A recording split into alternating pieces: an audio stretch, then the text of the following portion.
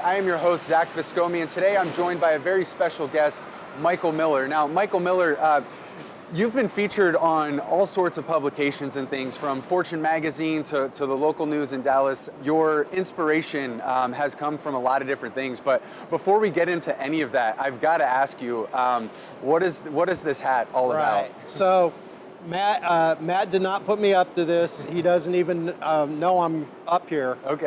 But he runs a company called Meat Church. And one of the things I love is how he pours into other people.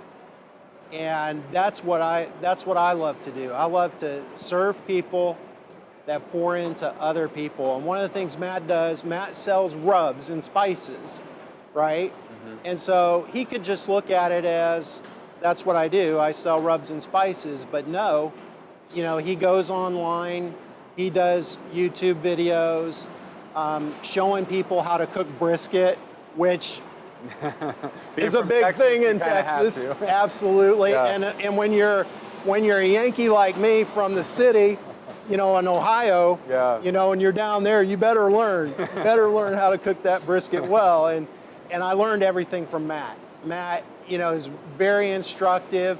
But not only that, one of the things that he does is he goes around and he shows love to local barbecue places and has them on, and just features them and helps them. I don't even think he realizes, he probably has an idea, he's helping some people, but he has no idea all the lives that he's affecting.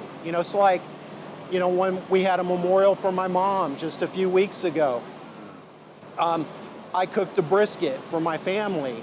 That's special. Yeah. They came down from North Carolina, so they know a little bit about barbecue up there, but it's more about the sauce and not the smoke. So, but yeah, I just wanted to show Matt some love, because he pours into so many people, and that's what my business is all about. It's helping equip difference makers, bridging the gap between their God-given means and their God-given meaning, so that when they sit one day before our Creator, He'll tell them, well done. Yeah. And that's what it's all about. Multiplier effect with maximum impact. It gives you the joy and the peace that's beyond understanding. That's cool. And so obviously you just touched on it now, and as we were talking before stage, we share a lot of common, obviously, in our faith and things like that, and now you incorporate that into your financial services business. I mean, that's really what it's all about. So faith-based financial services. I mean, tell me a little bit more about that and how they tie into it. Absolutely. Great question, Zach. So traditional planning's broken. I mean, let's face it. Used to, people sit down, they give their statements. It's all about the numbers. But the numbers, the money is just a tool to do something bigger. And the key is to lead with finding out what their story is. What are their gifts? What are the things they're passionate about? I deal a lot with retirees, pre-retirees, mainly business owners. So they're going into that next chapter of life, and they don't want to stare at four walls. So it's helping them figure out what is their greater purpose, what is their greater meaning, what are the resources that God has given them, the skills, the talent, the time, the abilities, and help them utilize that, bridge that gap, show them strategies that will help them accomplish those goals. That's awesome. And make a difference. Yeah, and so you mentioned, working with mostly business owners and things like that, and as you said earlier when we were, kind of behind the scenes, that a lot of the people that you're working with are retiring from something, which I thought was just like a very great way to frame that, but they don't have anything to retire to. They didn't really think about that. They were growing their business. They were, trying to make that successful. Right. And then they get to the point where they want to exit, and it's kind of like, well, now what? Right? Exactly. So, I think that's a great need, and obviously one that you've been filling. So also there's a lot of other things that we share in common. And so, you've got faith, family, and country, right? So, amen, brother. And so you served with the 82nd. Yes, sir. And so tell me a little bit about that, and then your transition into the financial services. Yeah. So interesting story. When I went into the military, I was originally supposed to be a linguist. Okay. So I go to DLI in California, and they realize this boy from the Midwest just ain't getting it when it comes to learning Spanish. So that was definitely not my gift. And so they tested me, like they do. And they said, well, you have this talent for pattern recognition. How would you like to be an analyst, an intelligence analyst? I'm like, oh, that sounds pretty cool. As a 19-year-old, I'm like, yeah, I'll do that. Sign me up. And get to Fort Bragg. I'm a private. 18th Airborne Corps calls over to the 82nd and says, we need an analyst. Well, I'm the new guy, right? I'm the guy they can send. And so they sent me over and, was doing our stuff. All of a sudden, radio silence. And the head leader of the cell came in, was the only code-breaking qualified person on Fort Bragg at the time. And she says, I tell you what, rather than send you back to your unit and risk not getting you back when traffic picks back up, how about you look at these messages? Don't feel bad. NSA is working on these on their computer. Just do what you can. And so I'm looking at it. Literally, the end of the day, I was ready to bang my head up against the wall. And that night, I had a dream, and newspaper strips were going in different directions. And I remember waking up in the morning and thinking, what was that? I had no idea. But when I went in and I looked at the messages, all of a sudden I saw a pattern. And so I started writing out the key, and because I flunked out of Spanish, I had to have a linguist come in and look at it and tell me whether it made any sense or not. And he looked at it and he said, oh yeah. He says, that makes a lot of sense. He says, you see that red phone over there? You need to pick it up and you need to tell them this is what the message says, and you need to give them your key. So I picked up the red phone. The red phone went to NSA. Batman? Oh. Yeah. So their computers didn't break this code because they'd never seen it before. Wow.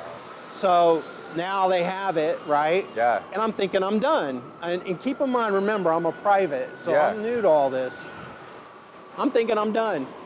The leader comes up and tells me, your general is coming over from the 82nd. He wants to be briefed on the intelligence from those messages, as well as how you managed to break those, having not been to code school. And so the story gets better. I go home for lunch because she could tell I was rattled, I've never briefed anybody. Yeah. And so I go home. To your wife. Yeah. Have my lunch, go back. The facility is in the woods, and my Bronco gets stuck in the mud. Yeah. So security has to come out. They're trying to help me get it unstuck, and I'm pushing on it. So what do you think happens? You're covered in mud. Mud just all over me. And I have no time to get cleaned up before I'm briefing my general. Yeah. And I'm up there sweating bullets, and I'm just waiting. You know how it is. Of course. You got to be strapped, right? So I'm sitting up there thinking, oh my goodness, I'm in so much trouble. Not one word. All he did was look over at the XO, and he goes, well, gentlemen, it looks like we're going on an exercise. And that exercise was Operation Golden Pheasant. Wow. Where we jumped into Honduras. Yeah. At 82nd. Yeah. Wow. And then they sent me to code school after that. They figured if I could do that without, what could I do with? It's very obvious, that your ability to recognize patterns has served you well, and obviously, the general recognized that as well and sent you to code school, which is such a cool story. And I imagine too that really applies to how you help your clients now as well. And so I'm just interested in hearing how you've been able to put that to work for your clients. Yeah. So back a few years ago, I had a client come to me, very successful businesswoman. Built a multi-million-dollar company. She decided she wanted to retire and sell her business. And so helped her through that transition process. But it was funny, when I was sitting down with her, it was one of those things where you've done this enough and you just kind of learn to read people. And she was very intelligent. And I knew there was no way that she would just stare, at four walls or be content with that, that she was probably going to end up doing something else. So I'm like, okay, I'll play along for a little while, but I'm sure you'll be giving me a call. And sure enough, less than a year, I get the call, and she's like, Mike, I want to go into business with a couple folks. We want to help educate people that are working for like the Walmarts of the world, the Coca-Colas, that want to better themselves, and we want to partner with them to help. So it helps everybody, it helps the employer, it helps the employee. Thought that was a great idea. And so, got all the ducks in a row, got all the logistics lined up. She had a bank that she had worked with before, I guess through her other business. And she went to them to get the loan, to get everything going. The day she goes to sign, they blindside her. And they tell her that she has to give them $2.5 million of her money to keep at the bank for the loan. Wow. Never told her about that before that day. And that was the day everything was supposed to launch. So she calls me in a panic, and she's like, what do I do? And I said, well, you're in a situation where you got to do it. You got to send it over there. I said, but just make sure that they understand that they're not to charge you any asset management fees, because that's what you pay me for. And she said, okay, and then the bank agreed to that. So we think we're good. A few months goes by, it's time to rebalance her account. And so that involves, several trades. And normally the custodian that I did it through back then was charging under 20 bucks per trade. Right. They charged her thousands of dollars per trade. And when I saw that, it made me sick. And I called her and I said, look, have you looked at your statement? She's like, yeah. She says, I just can't believe this. I said, I tell you what, do you mind if I go and I look for you and see if I can't get you something better? And so I called a custodian and I said, look, here's what's going on. You may have noticed $2.5 million left, and here's why. What can you do? And he says, Mike, I tell you what, you've got a lot of money with us. He says, I can tell you before I even go and ask, we're going to at least be able to save her 2% on this loan. And we're talking a big loan, right? Yeah. And so he comes back. It ended up saving her 2.5%, over $80,000 a year, over $500,000. Wow. Yeah. So that it's that kind of thing. That's money that she can use to reach more people, Yeah. to fund the business, and that kind of thing. So that's where I get my reward. And people come to me originally, they think for investment advice, because that's what I'm known for, the pattern thing you're talking about. They know I'm good at that, recognizing when things are getting stretched with the markets and when we kind of need to peel back the onion a little bit. But it's a lot more than that. As a CFP, we're saving them tons on taxes, through asset location, making sure they're doing the right things, trading at the right time, that kind of thing. So it's really rewarding and so fulfilling. Yeah, and I mean, I can tell it's something that you're very passionate about, and that's a great story. Not only does it speak to how you help people and you can help people, but also to, just your willingness to go the extra mile, take the extra step to really help somebody. If it's not even something that you have, you're going to find somebody who can do it for them. Right. And that's especially in a business where you're dealing with somebody's money.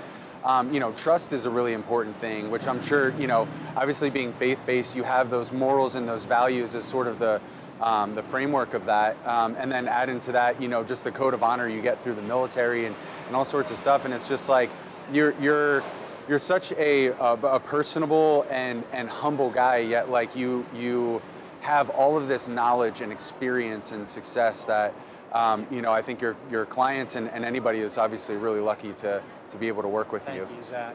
So I ask everybody the same question, and I want to ask you as well. So if we're talking to our viewers or even the next generation or just somebody, what does it take to thrive in today's economy, or just personally, like what piece of advice would you have for them? I would say first and foremost, pray to God.